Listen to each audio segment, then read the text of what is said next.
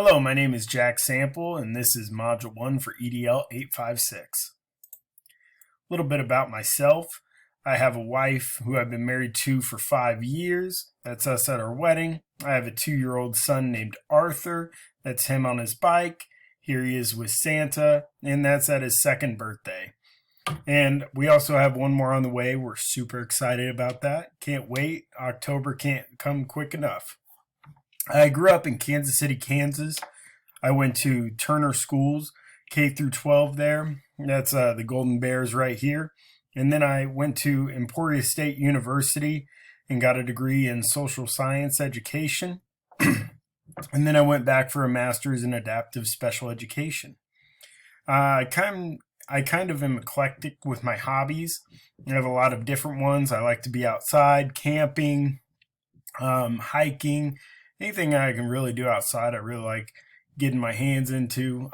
Also, I play Dungeons and Dragons with friends sometimes. With busy schedules, sometimes it doesn't work out, but I do it when I can. And I also bowl on a league on Wednesdays. Work environment and history. I started off right out of college as a life skills paraprofessional at Turner Middle School. And then I went on to substitute teach at Turner and Bonner Springs. Then I accepted a job as an adaptive special education teacher at Wyandotte High School. I stayed there for 3 years, and I coached soccer and baseball there. And now I'm about to start my 5th year at Piper High School. And you can see Wyandotte up here. It's a beautiful building. It was built in 1937. And then this is Piper High School right now. So an outline of topics for communication that we're going to discuss today. First, we're going to go into forms of communication. Then we're going to start with the importance of introductions. Third, we're going to look at district strategic policies for communication. Then we're going to look at the standard correlation, how this learning is relevant, and my personal reflection. And then we're going to top it off with some references. So first, forms of communication that I use, and I put the ones at top that I use the most for each category. So first, let's look at most used for parents. I always start off with an email. I email a welcome letter home every year, and that's just to introduce myself. I say how long I've been teaching. I say that I enjoy what I do, but I also give kind of expectations for myself and for them of what they can expect from me and what I expect from them, and in a positive way. I just want to be transparent. I also utilize Google Voice, and that's through my Gmail account for the school. It records all text and calls that I have, and it gives me another number, so I don't have to use my personal phone number, but I can still use my cell phone. It's like an app. I use that a lot, especially if I need to get a hold of a parent and they don't really answer calls too well. Sometimes they respond to a text. I also use my classroom phone quite a bit if I need to be on a speaker call or have a phone conference IEP meeting. I do send letters home. I go for upslips once a quarter for each student, talking about how I've enjoyed working with them and kind of bragging on them a little bit.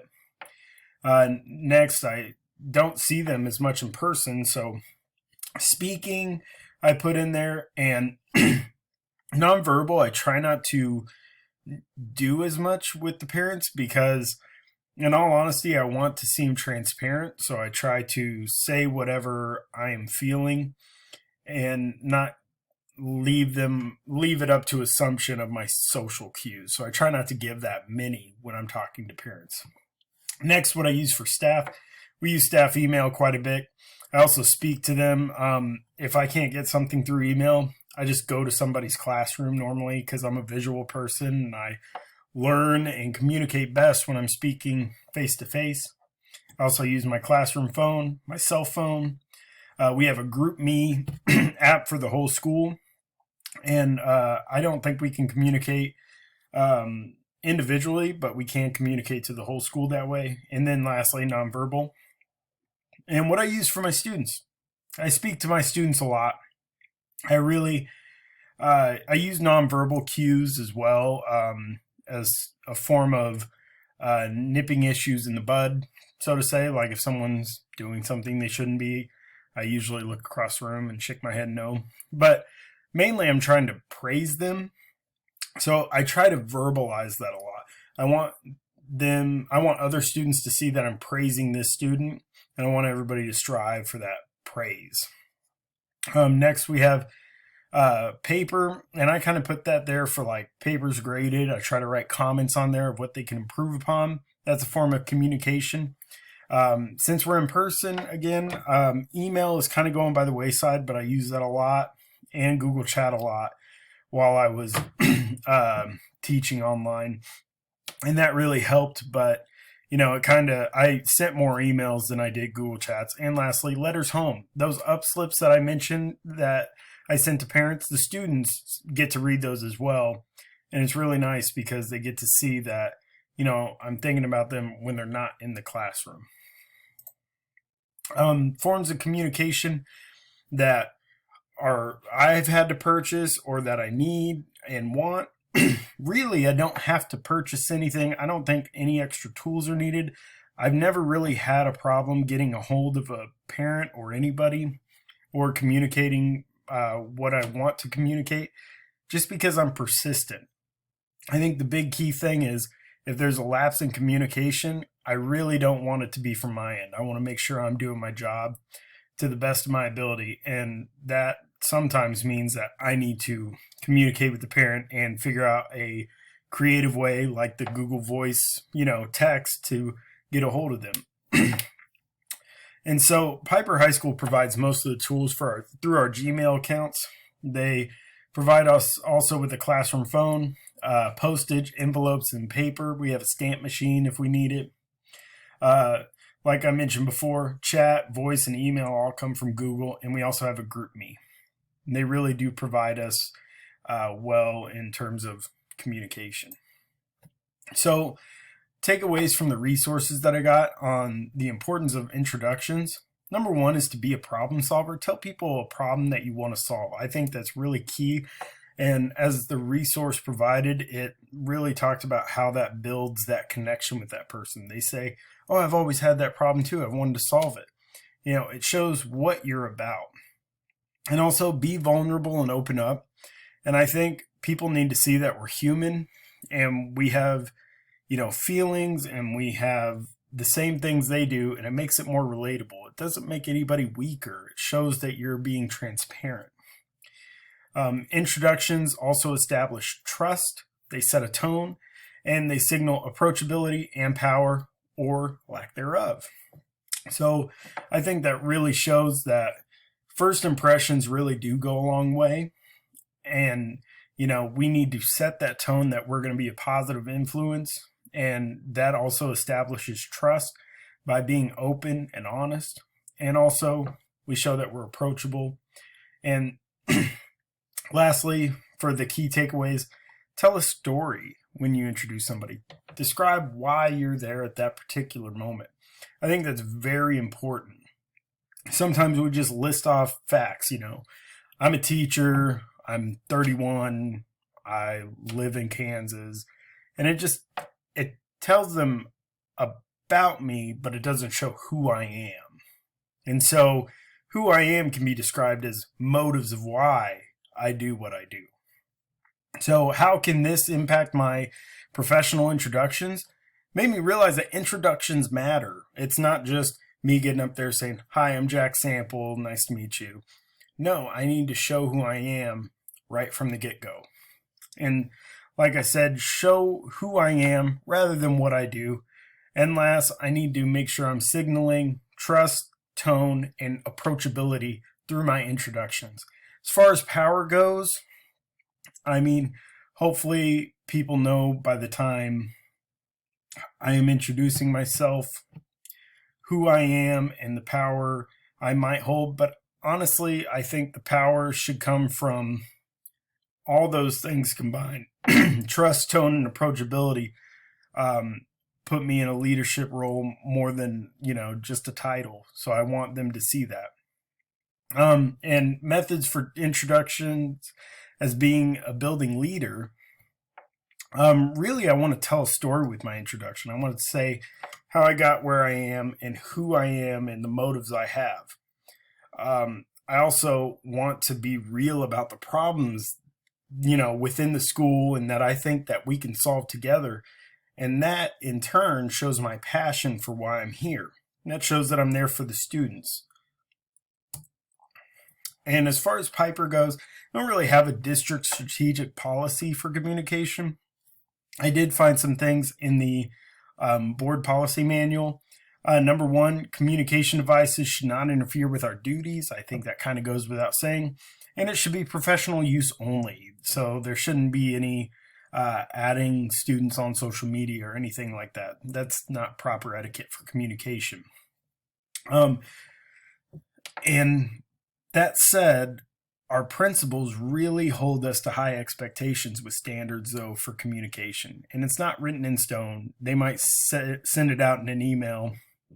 But, if we have kids who are near failing or they're doing well, our principal wants us to reach out to parents. And one expectation of that is if we send an email and we don't get a response, our principal does not consider that a point of communication. We either need to send another email or call them or find some way to talk to them. And also, we need to have documentation for failing students, and I keep documentation when I talk to parents anyway. Like, I keep every single student in a different folder of times I've communicated with their parents in the form of emails. Also, my Google Voice keeps everything. Google Chat keeps everything. And that way I can look back and see exactly what was said. So there's no cloudiness in the details. So standard correlation for this assignment really showed us how to understand and demonstrate our capacity to communicate orally, as I'm doing now, in writing and digitally. The resources provided us on how we can properly introduce ourselves, and being able to make a positive, lasting impression is going to help us advocate for organization, community, and have a political stance for the needs of the school and the community combined. I think the school and the community should be fluid. The school is a representation of the community, and it should be a mark of pride within that community. So with that transparency and having positivity in those introductions, we can be a beacon of, hope and a beacon of respect within that community and bridging the gap between the school and the community. Also, this assignment helped me recognize what forms of communication I currently utilize. I had to really think about it. I mean, I do it, but I just never thought about it. And what might be needed in terms of resources and district policy. Relevancy statement. This assignment was extremely relevant to our current learning. Being able to introduce ourselves properly and show that professionalism will always be needed in this environment. Making sure that we're positive, ethical, and professional is how we want to come off in each interaction we have with everybody. And also identifying and assessing our communication tools. As future leaders, we need to do this to reflect on their effectiveness. And promoting community engagement starts with proper introductions and effective communication tools. Both need to be established and data-driven. If we're not getting very good results mailing letters, maybe we should email. Maybe we should do individual calls. Maybe we should ask for a response back. Something that makes people know that we're getting our information through to them is always important. And lastly, personal reflection. This assignment helped show me the importance of introductions. I need to show people the why in my introduction instead of the what. That can essentially make me a better educator, in all honesty. And I hope people can see what my purpose is, what I hope to accomplish, and lead to clear and open communication. And I also need to identify what regular communication methods I want in order to communicate through various platforms. And lastly, here are my references. Thank you. Have a great day.